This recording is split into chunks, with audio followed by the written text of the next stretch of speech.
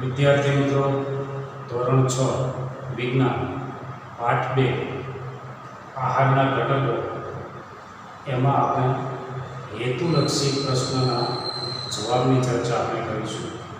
તેમાં પ્રશ્ન અને 4 વિકલ્પો આપેલા હશે.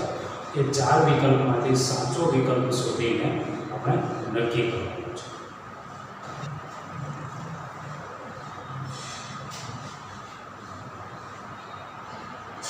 આપેલા વિકલ્પોમાંથી સાચો વિકલ્પ પસંદ કરી અને પ્રશ્નના જવાબ લખવાના છે. પહેલો પ્રશ્ન છે, નીચેનામાંથી કયો આહારના મુખ્ય પોષક દ્રવ્યોમાં સમાવિષ્ટ નથી? એના 4 વિકલ્પો છે: કાર્બોદિત, ચરબી, પાચક રેશા અને પ્રોટીન. આહારના પોષક દ્રવ્યોમાં સમાવિષ્ટ નથી. તો આહારના પોષક દ્રવ્યો કાર્બોદિત, ચરબી, પ્રોટીન, વિટામિન અને ખનિજ ક્ષાર છે. તો પોષક દ્રવ્યોમાં સમાવિષ્ટ પાચક રેશા જવાબ આવશે. પાચક રેશા એ પોષક દ્રવ્યોમાં સમાવિષ્ટ નથી. બીજો પ્રશ્ન, નીચેના પૈકી કયો આહારનો ઘટક નથી? આહારના 5 ઘટકો છે: કાર્બોદિત, ચરબી, પ્રોટીન, વિટામિન અને ખનિજ ક્ષાર. તો વિકલ્પમાં પ્રોટીન છે, ચરબી છે, કાર્બોદિત છે, પાણી છે. તો પાણી એ પોષક ઘટક નથી, એટલે જવાબ આવશે ડી, પાણી. ત્રીજો પ્રશ્ન, ખાદ્ય પદાર્થમાં સ્ટાર્ચની હાજરી ચકાસવા શાનો ઉપયોગ થાય છે? તો ખાદ્ય પદાર્થમાં સ્ટાર્ચની હાજરી ચકાસવા માટે આપણે પ્રવૃત્તિ આગળ કરી હતી. એમાં આપણે પ્રવૃત્તિમાં આયોડિનના દ્રાવણનો ઉપયોગ કર્યો હતો. એટલે સ્ટાર્ચની હાજરી ચકાસવા માટે આયોડિનના દ્રાવણનો ઉપયોગ થાય છે.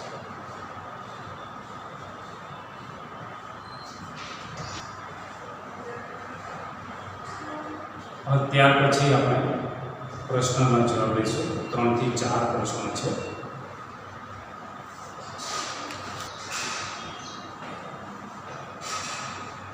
ત્યાર પછીના પ્રશ્નો આપણે જોઈએ. ચોથો પ્રશ્ન છે, નીચેના પૈકી કયા આહારમાંથી કાર્બોદિત વધુ પ્રમાણમાં મળે છે? વિકલ્પો છે: દાળ, ભાત, શાકભાજી અને ફળ. દાળમાંથી પ્રોટીન મળે, ભાતમાંથી કાર્બોદિત મળે, શાકભાજીમાંથી વિટામિન ક્ષાર મળે, ફળમાંથી કાર્બોદિત મળે, પણ ભાતમાંથી કાર્બોદિત વધુ પ્રમાણમાં મળે. 5મો પ્રશ્ન, તૈલીય પદાર્થમાંથી આહારમાં કયો ઘટક મળે છે?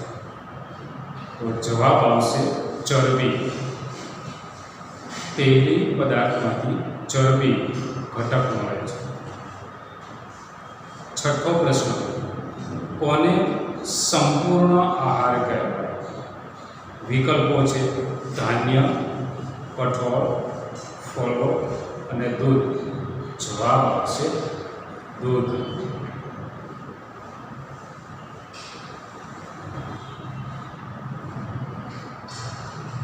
ત્યાર પછીના પ્રશ્નના જવાબ. 7મો પ્રશ્ન, શાકભાજી અને ફળોનો ઉપયોગ કરતી વખતે શું કરવાથી તેના પોષક દ્રવ્યો જળવાઈ રહે છે? વિકલ્પ છે: કાપ્યા પછી ધોવાથી, ધોયા પછી કાપવાથી, છાલ કાઢી નાખવાથી, કાપીને પાણીમાં રાખી મૂકવાથી. જવાબ આવશે શાકભાજી અને ફળોને ધોયા પછી કાપવાથી તેમાં પોષક દ્રવ્યો જળવાઈ રહે છે. 8મો પ્રશ્ન, નબળી આંખની દ્રષ્ટિ અને રાત્રે ઓછું દેખાવું કયા વિટામિનની ઉણપથી થાય છે? વિકલ્પમાં વિટામિન એ છે, વિટામિન બી, વિટામિન સી અને વિટામિન ડી. જવાબ આવશે વિટામિન એ. વિટામિન બીની ઉણપથી બેરી થાય, વિટામિન સીની ઉણપથી સ્કર્વી થાય અને વિટામિન ડીની ઉણપથી સુક્તાનના રોગ થાય. 9મો પ્રશ્ન, વિટામિન બીની ઉણપથી કયો રોગ થાય છે? વિદ્યાર્થી મિત્રો, હમણાં જ આપણે ચર્ચા કરી કે વિટામિન બીની ઉણપથી બેરી નામનો રોગ થાય છે. તમને જે 4 વિકલ્પ આપ્યા છે તેમાંથી સી બેરી જવાબ આવશે. પહેલો વિકલ્પ છે સ્કર્વી, એ વિટામિન સીની ઉણપથી થાય છે. સુક્તાન વિટામિન બીની ઉણપથી થાય છે. ગોઈટર ખનિજ ક્ષાર આયોડિનની ઉણપથી થાય છે. પ્રશ્નના જવાબનો આગળ અભ્યાસ કરીએ આપણે. પ્રશ્ન 10, કયા વિટામિનની ઉણપથી દાંતના પેઢામાંથી રુધિર નીકળે છે? આપણા મોંમાં દાંત અને પેઢામાંથી રુધિર નીકળે છે. જવાબ આવશે વિટામિન સીની ઉણપથી દાંતના પેઢામાંથી રુધિર નીકળે છે. તેમાં 4 વિકલ્પ આપેલા છે. પહેલો વિકલ્પ છે વિટામિન એ ની ઉણપથી રતાંતરાપણું થાય છે.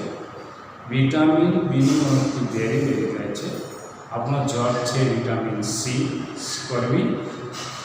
વિટામિન ડીની ઉણપથી સુક્તાન થાય છે. 11મો પ્રશ્ન, કયા વિટામિનની ઉણપથી હાડકાં પોચા અને વાંકા થઈ જાય છે? જવાબ આવશે વિટામિન ડી. વિટામિન ડીની ઉણપથી હાડકાં પોચા અને વાંકા થઈ જાય છે. બાકીના જે વિકલ્પો છે એમાં વિટામિન એ ની ઉણપથી રતાંતરાપણું, રાત્રે ન દેખાવ, દ્રષ્ટિના રોગો, વિટામિન બીની ઉણપથી બેરી, વિટામિન સીની ઉણપથી સ્કર્વી રોગ થાય છે.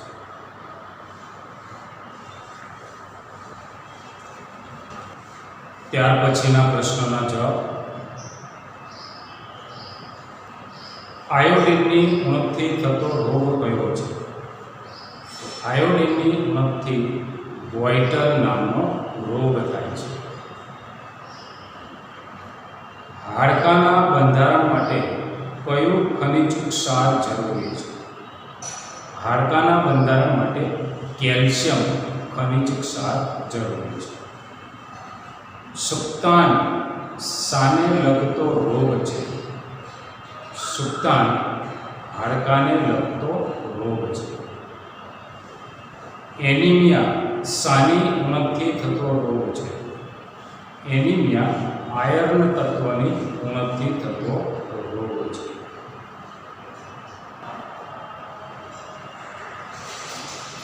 હવે આપણે ખાલી જગ્યાની ચર્ચા કરીશું.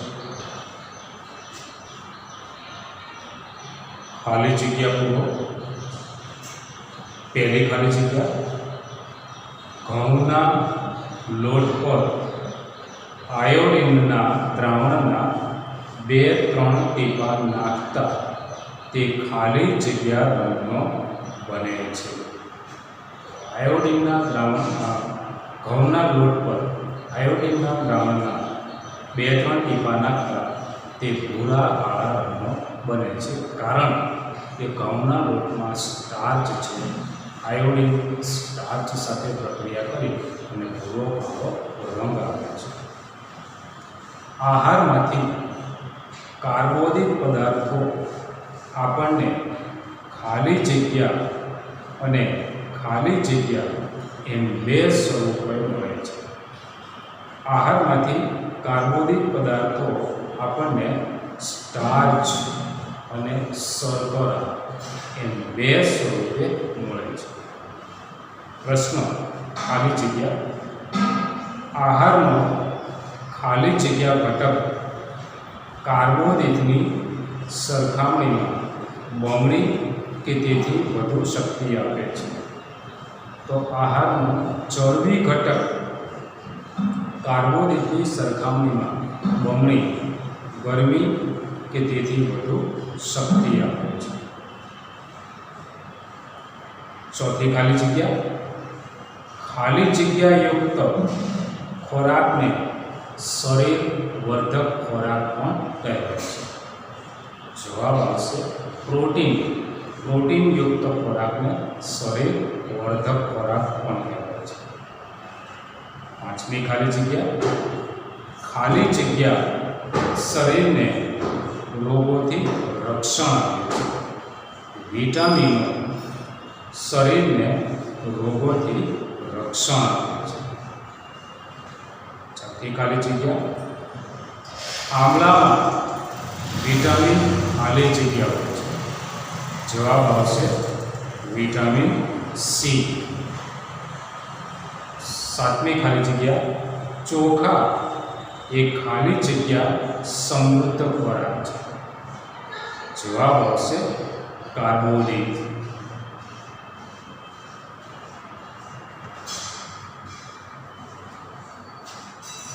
હવે આપણે પ્રશ્નના જવાબની ચર્ચા કરીશું. એમાં પ્રશ્ન 1 અને પ્રશ્ન 2 ની ચર્ચા કરીએ.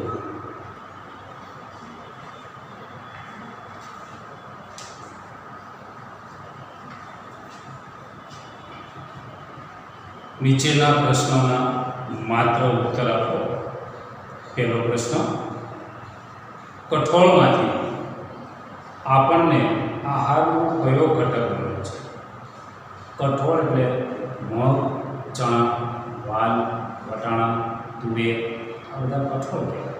સોયાબીન, આ ઘટકમાંથી, આ આહારમાંથી આપણને પ્રોટીન મળે છે. પ્રોટીન એ શરીર વર્ધક ખોરાક પણ કહેવાય. બીજો પ્રશ્ન, સૂર્યના કોમળ કિરણો આપણા શરીર પર પડવાથી શરીરમાં કયું વિટામિન ઉત્પન્ન થાય છે? જવાબ આવશે વિટામિન ડી. સૂર્યના કોમળ કિરણો આપણા શરીર પર પડવાથી શરીરમાં વિટામિન ડી ઉત્પન્ન થાય છે. વિટામિન ડીની ઉણપથી સુક્તાન નામનો હાડકાનો રોગ થાય છે, જેમાં હાડકાં ઊંચા બને છે અને બરડ બને છે.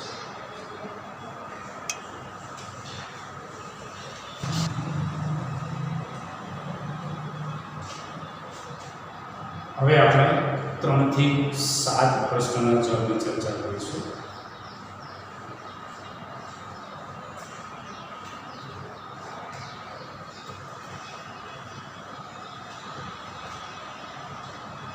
ત્રીજો પ્રશ્ન, દૂધમાં કયું વિટામિન હોતું નથી? જવાબ છે દૂધમાં વિટામિન સી હોતું નથી. કારણ કે વિટામિન સી એ ખાટા ફળો હોય છે અને દૂધ એ ખાટું નથી, તેમાં વિટામિન સી નથી. ખાટા ફળોમાં, ચોથો પ્રશ્ન, ખાટા ફળોમાં કયું વિટામિન વધુ પ્રમાણમાં મળે છે? ખાટા ફળોમાં વિટામિન સી વધુ પ્રમાણમાં મળે છે. લીંબુ, નારંગી, મોસંબી વગેરેમાં વિટામિન સી વધુ પ્રમાણમાં મળે છે. પ્રશ્ન 5, સુક્તાન કયા વિટામિનની ઉણપથી થતો રોગ છે? હમણાં જ આપણે શીખી ગયા કે સુક્તાન એ વિટામિન ડીની ઉણપથી થતો રોગ છે. છઠ્ઠો પ્રશ્ન, ગોઈટર કયા ખનિજ ક્ષારની ઉણપથી થતો રોગ છે? ગોઈટર એ આયોડિન ખનિજ ક્ષારની ઉણપથી થતો રોગ છે. આયોડિન એ આપણને આયોડિનયુક્ત મીઠું ખાવાથી આયોડિન મળે છે અને દરિયાઈ ખોરાક ખાવાથી આયોડિન મળે છે. 7મો પ્રશ્ન, નબળા સ્નાયુઓ કયા રોગનું લક્ષણ છે? નબળા સ્નાયુઓ એ બેરી રોગનું લક્ષણ છે, જે વિટામિન ડીની ઉણપથી થાય છે.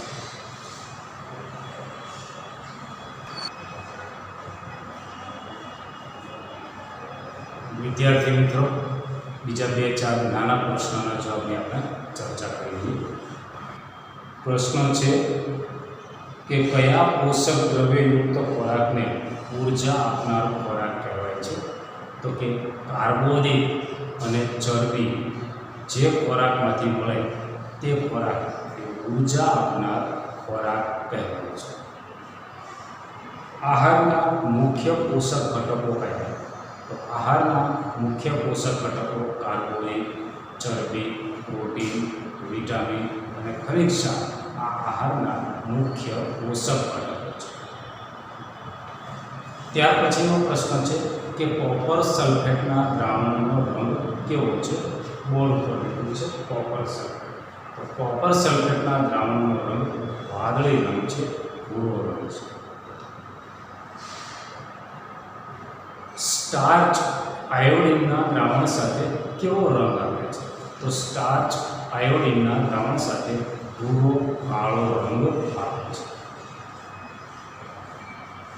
આહારમાં કયા પોષક ઘટકોની અલ્પ માત્રામાં આવશ્યકતા છે? અલ્પ માત્રા એટલે ખૂબ જ ઓછા પ્રમાણમાં જરૂરિયાત છે. તો કે વિટામિન અને ખનિજ ક્ષાર આ બે પ્રકારના પોષક તત્વોની આપણા શરીરમાં અલ્પ માત્રામાં જરૂરિયાત છે. ચરબી, કાર્બોદિત અને પ્રોટીનની આપણા શરીરમાં પુષ્કળ માત્રામાં જરૂરિયાત છે. જ્યારે પ્રોટીન એ શરીર વર્ધક ખોરાક કરે છે. ચરબી અને કાર્બોદિત આપણને ઉર્જા પૂરી પાડે છે. આપણા શરીરમાં થતી જૈવિક ક્રિયાઓ જેવી કે શ્વસન ક્રિયા, ખોરાકના પાચનની ક્રિયા, હૃદયના ધબકવાની ક્રિયા, આપણા શરીરમાં રુધિરનું જે પરિભ્રમણ થાય છે એ રુધિરના પરિભ્રમણની ક્રિયા, આ બધી જ ક્રિયાઓ માટે ઉર્જા જરૂરી છે. અને એ ઉર્જા એ કાર્બોદિત અને ચરબીમાંથી મળે છે. આપણા શરીરને જરૂરી પાચક રેસા એટલે કે વૃક્ષાંશ એ કયા પદાર્થોમાંથી મળે છે? તો પાચક રેસા અનાજ, કઠોળ, તાજા ફળો અને શાકભાજીમાંથી આપણને પાચક રેસા એટલે કે વૃક્ષાંશ મળે છે. આ પાચક રેસા એ ખોરાકને અન્ન માર્ગમાં ધકેલવાનું કાર્ય કરે છે અને મળત્યાગની ક્રિયા માટે ઉપયોગી છે. વિદ્યાર્થી મિત્રો, આ સાથે પાઠ 2 પૂર્ણ થાય છે. ગૃહ કાર્ય માટે આપણે આજે જે પ્રશ્નો, જે ખાલી જગ્યા વિકલ્પવાળા પ્રશ્નોની ચર્ચા કરી એ બધા જ પ્રશ્નો અને તેના જવાબો તમારે વિજ્ઞાનની નોટમાં લખવાના છે. હવે જે વિકલ્પવાળા જે પ્રશ્ન છે જેની આપણે શરૂઆતમાં ચર્ચા કરી તેમાં તમારે પ્રશ્ન લખવાના છે અને 4 વિકલ્પો લખવાના નથી, પણ 4 વિકલ્પમાંથી જે સાચો જવાબ હોય એ સીધો સાચો જવાબ લખવાનો છે. એટલે પ્રશ્ન અને સીધો સાચો જવાબ એ રીતે તમારે લખવાનું છે. ખાલી જગ્યામાં ખાલી જગ્યા લખી અને તેમાં જવાબ લખવાનો છે. પ્રશ્નના જવાબ તો પ્રશ્ન લખી અને તેનો જવાબ લખવાનો છે.